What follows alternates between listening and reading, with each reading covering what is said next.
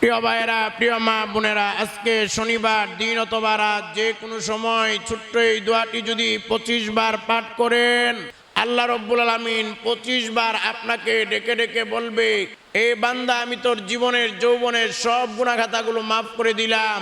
এ বান্দি আমি তোর জীবনের যৌবনের সমস্ত গুনাহখাতাগুলো মাফ করে দিলাম। সুবহানাল্লাহ, সুবহানাল্লাহ।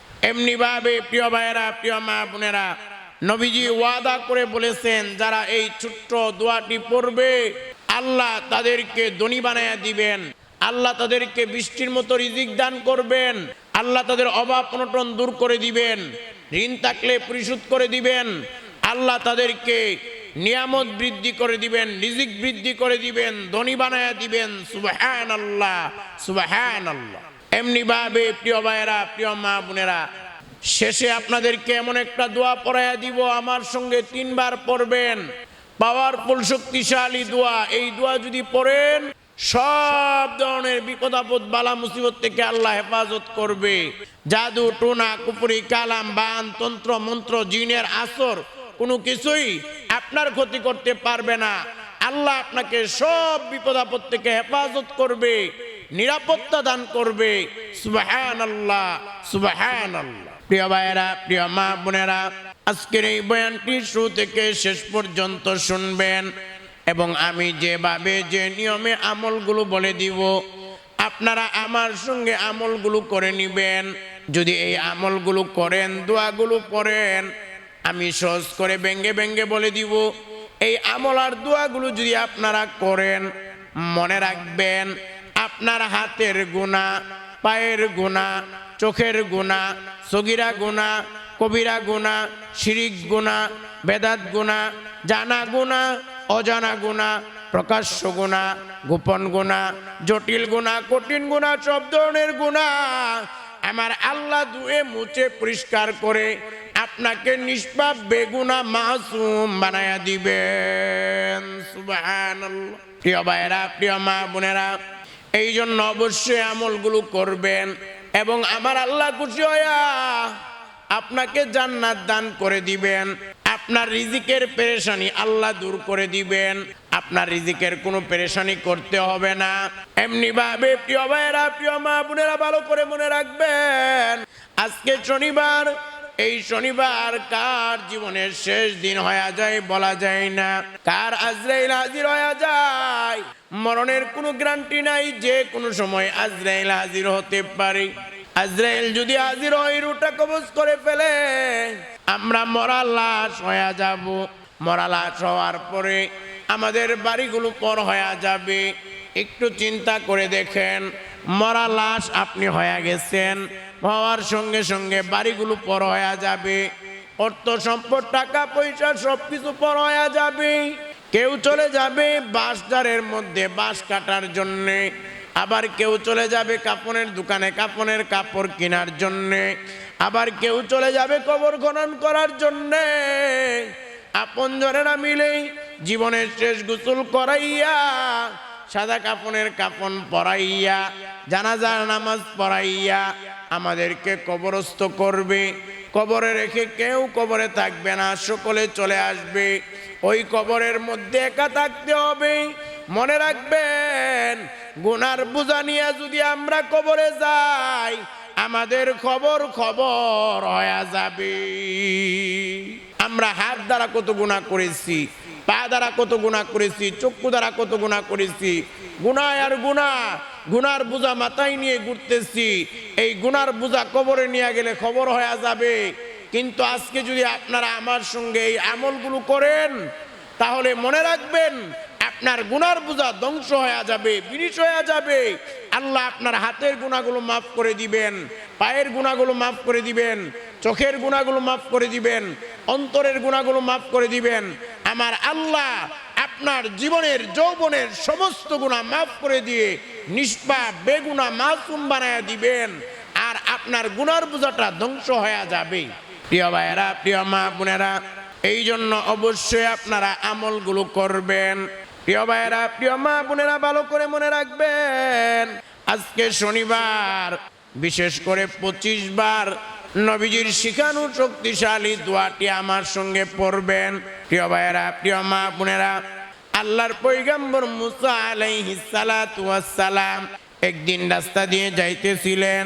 এমন সময় একজন গরিব ব্যক্তি এসে বলল, ওগো আল্লাহর পয়গম্বর মুসা, আপনি তো জানেন আমি অনেক গরিব মানুষ, দিন আনি দিন খাই, এক বেলা খেলে দ্বিতীয় বেলা খাবার পাই না, অনাহারে অর্ধাহারে দিন কাটাই। ওগো আল্লাহর পয়গম্বর মুসা, আমার থাকার ভালো কোনো জায়গা নাই, কোনো রকমের লতা পাতা দিয়ে ঘর বানায়া থাকি। ওগো আল্লাহর পয়গম্বর মুসা, আমার পরনের কোনো ভালো কাপড় নাই। ও আল্লাহর পয়গম্বর মুসা, আপনি তো আল্লাহর সঙ্গে কথা বলেন, আপনি আল্লাহকে জিজ্ঞেস করবেন কোন আমল করলে আল্লাহ আমার হালত পরিবর্তন করে দিবে, কোন আমল করলে আল্লাহ আমাকে ধনী বানায়া দিবেন, কোন আমল করলে আল্লাহ আমাকে ধনী বানায়া দিবেন, আল্লাহকে জিজ্ঞেস করবেন। মুসা আলাইহিস সালাতু ওয়াস সালাম চলে গেলেন। হঠাৎ একদিন আল্লাহর সঙ্গে কথা হলো। কথা বলা শেষে আল্লাহকে জিজ্ঞেস করলেন, আল্লাহ, অমুক গরিব ব্যক্তি জানতে চেয়েছে কোন আমল করলে আপনি তার হালত পরিবর্তন করে দিবেন, কোন আমল করলে আপনি তাকে ধনী বানায়া দিবেন। আল্লাহ বলে দিলেন, মুসা, তুমি আমার ওই বান্দাকে বলবা, ওই বান্দিকে বলবা যেন সে এই আমলটা করে, তাহলে আমি আল্লাহ তার হালত পরিবর্তন করে দিব, তার নিয়ামত বৃদ্ধি করে দিব, তাকে ধনী বানায়া দিব। প্রিয় ভাইয়েরা, প্রিয় মা বোনেরা, এই আমলটাও আপনারা আমার সঙ্গে করে নিবেন। প্রিয় ভাইয়েরা, প্রিয় মা বোনেরা, ভালো করে মনে রাখবেন, এই আমল করার জন্য প্রথম কাজটা হলো আমি যে দুরূদটি যেভাবে যে নিয়মে বলে দিব, আপনারা আমার সঙ্গে ওই দুরূদটি 10 বার পড়বেন। এরপর 2 নাম্বার কাজ হলো ক্ষমা শক্তিশালী পাওয়ারফুল দোয়া, যেই দোয়া পড়লে আল্লাহ আপনার জীবনের যৌবনের সব গুনাহ মাফ করে দিবেন। ওই দোয়াটি আপনারা আমার সঙ্গে 25 বার পড়বেন।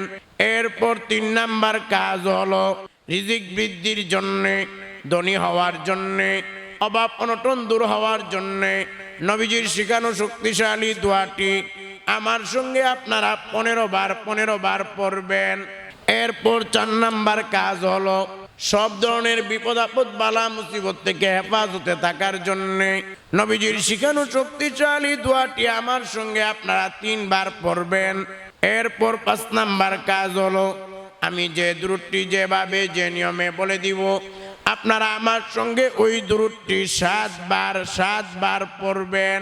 প্রিয় ভাইয়েরা, প্রিয় মা বোনেরা, প্রথম কাজ হলো আমি যে দুরূদটি যেভাবে যে নিয়মে বলে দিব, আপনারা আমার সঙ্গে ওই দুরূদটি 10 বার পড়বেন। প্রিয় ভাইয়েরা, প্রিয় মা বোনেরা, ভালো করে মনে রাখবেন, অনেকে অনেক সময় বলে, হুজুর কত আমল করি, কত দোয়া করি, কত কি করি, আমল কবুল হয় না, কোনো ফলাফল পাই না। প্রিয় ভাইয়েরা, প্রিয় মা বোনেরা, ভালো করে মনে রাখবেন, আল্লাহর নবীর সাহাবী ওমর ইবনুল খাত্তাব রাদিয়াল্লাহু তাআলা আনহু থেকে বর্ণিত, তিনি বলেন, ইন্নাদ দুআ মাওকুফুন বাইনাস সামাই ওয়াল আরদ। আল্লাহর নবীর সাহাবী ওমর রাদিয়াল্লাহু তাআলা আনহু বলেন, নিশ্চয়ই দোয়া আসমান এবং জমিনের মাঝখানে ঝুলন্ত থাকে, লটকায়া থাকে, যতক্ষণ না তোমরা তোমাদের নবীর উপর দুরূদ পাঠ না করো। অর্থাৎ নবীর উপর দুরূদ না পড়ে আমাদের দোয়া, আমাদের আমল আল্লাহর দরবারে কবুল হয় না। কিভাবেই বা কবুল হবে? কারণ আমরা যদি আমাদের কলিজার টুকরা নবীজির উপর দুরূদ না পাঠ করে আমাদের দোয়া, আমাদের আমল আরশে আজিম আল্লাহ পর্যন্ত পৌঁছাইতেই পারে না। কিভাবেই বা পৌঁছাইবে? আমরা যদি আমাদের কলিজার টুকরা নবীজির উপর দুরূদ না পড়ি, তাহলে আমাদের দোয়া, আমাদের আমল আসমান এবং জমিনের মাঝখানে ঝুলন্ত থাকে, লটকায়া থাকে। প্রিয় ভাইয়েরা, প্রিয় মা বোনেরা, ভালো করে মনে রাখবেন, আমল কবুল না হওয়ার অনেকগুলো কারণ রয়েছে। এর মধ্যে অন্যতম কারণ হলো নবীর উপর দুরূদ না পড়া। নবীর উপর দুরূদ না পড়লে দোয়া আমল কবুল হয় না। এই জন্য প্রিয় ভাইয়েরা, প্রিয় মা বোনেরা, নবীর উপর দুরূদ বেশি বেশি করে পড়তে হবে। প্রিয় ভাইয়েরা, প্রিয় মা বোনেরা, ভালো করে মনে রাখবেন, আমরা যখন দুরূদ পড়ি ওই দুরূদগুলো ফেরেশতারা নবীর রওজায় নবীর কাছে পৌঁছায়া দেয়। ফেরেশতারা নবীর রওজায় নবীকে গিয়ে বলে, ওগো নবীজি, বাংলাদেশ থেকে অমুকের ছেলে অমুক আপনার প্রতি এতবার দুরূদ পাঠ করেছে। আমার নবী শুনে বড় আনন্দিত হয়ে যায়, আমার নবী শুনে বড় খুশি হয়ে যায়। সুবহানাল্লাহ। এই জন্য বেশি বেশি দুরূদ পড়তে হবে। তাহলে প্রথম কাজ হলো আমার সঙ্গে আপনারা 10 বার দুরূদ পড়বেন। আমি যে দুরূদ পড়ব ওই দুরূদটা আমার সঙ্গে পড়ে নেবেন। সকলে আমার সঙ্গে পড়েন। প্রথমবার আল্লাহুম্মা সাল্লি আলা মুহাম্মাদ ওয়া আলা আলি মুহাম্মাদ। দ্বিতীয়বার আল্লাহুম্মা সাল্লি আলা মুহাম্মাদ ওয়া আলা আলি মুহাম্মাদ। তৃতীয়বার আল্লাহুম্মা সাল্লি আলা মুহাম্মাদ ওয়া আলা আলি মুহাম্মাদ। চতুর্থবার আল্লাহুম্মা সাল্লি আলা মুহাম্মাদ ওয়া আলা আলি মুহাম্মাদ। আল্লাহুম্মা সাল্লি আলা মুহাম্মাদ ওয়া আলা আলি মুহাম্মাদ। আল্লাহুম্মা সাল্লি আলা মুহাম্মাদ ওয়া আলা আলি মুহাম্মাদ। আল্লাহুম্মা সাল্লি আলা মুহাম্মাদ ওয়া আলা আলি মুহাম্মাদ। আল্লাহুম্মা সাল্লি আলা মুহাম্মাদ ওয়া আলা আলি মুহাম্মাদ। আল্লাহুম্মা সাল্লি আলা মুহাম্মাদ ওয়া আলা আলি মুহাম্মাদ। আল্লাহুম্মা সাল্লি আলা মুহাম্মাদ ওয়া আলা আলি মুহাম্মাদ। প্রিয় ভাইরা, প্রিয় মা বোনেরা, এই দুরূদটি 10 বার পড়ার পরে ক্ষমার শক্তিশালী পাওয়ারফুল দোয়া, যেই দোয়া পড়লে আল্লাহ নিজে আপনাকে ডেকে ডেকে বলবে, বান্দা তোর জীবনের যৌবনের সব ধরনের গুনাহগুলো মাফ করে দিলাম, এই বান্দি তোর জীবনের যৌবনের সব গুনাহ খাতাগুলো ক্ষমা করে দিলাম। সুবহানাল্লাহ। এই ক্ষমার শক্তিশালী দোয়াটি আমার সঙ্গে 25 বার পড়বেন। তবে এই দোয়াটি পড়ার আগে 3টি কথা মনে মনে অথবা মুখে মুখে আল্লাহকে বলতে হবে। প্রথমত আপনি আল্লাহকে বলবেন, আল্লাহ আমি জীবনে অনেক গুনাহ করেছি। এখন আমার সঙ্গে 3টা কথা আল্লাহকে বলে নিবেন। এই কথা অন্তর থেকে বলবেন, মনে মনে হোক মুখে মুখে হোক বলবেন। প্রথমত আপনি আল্লাহকে বলবেন, আল্লাহ আমি জীবনে অনেক গুনাহ করেছি। দ্বিতীয়ত আপনি আল্লাহকে বলবেন, আল্লাহ সব গুনাহ ছেড়ে দিলাম, আর জীবনে গুনাহ করব না। তৃতীয়ত আপনি আল্লাহকে বলবেন, আল্লাহ আমি তওবা করলাম, ইস্তেগফার করলাম, আপনি আমাকে মাফ করে দেন। এই 3টা কথা বলার পরে তওবা ইস্তেগফারের এই দোয়াটি আমার সঙ্গে আপনারা 5 বার পড়বেন। সকলে আমার সঙ্গে পড়েন, 5 বার পড়বেন। প্রথমবার আস্তাগফিরুল্লাহ ওয়া আতুবু ইলাই।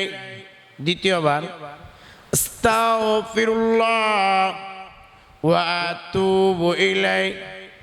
আস্তাগফিরুল্লাহ ওয়া আতুবু ইলাই। আস্তাগফিরুল্লাহ ওয়া আতুবু ইলাই। আস্তাগফিরুল্লাহ ওয়া আতুবু ইলাই। প্রিয় ভাইরা, প্রিয় মা বোনেরা, তওবা ইস্তেগফারের এই দোয়াটি 5 বার পড়ার পরে আপনারা ক্ষমার শক্তিশালী পাওয়ারফুল দোয়াটি 25 বার পড়বেন। সকলে আমার সঙ্গে পড়েন, 25 বার পড়বেন। প্রথমবার আল্লাহুম্মা গফিরলি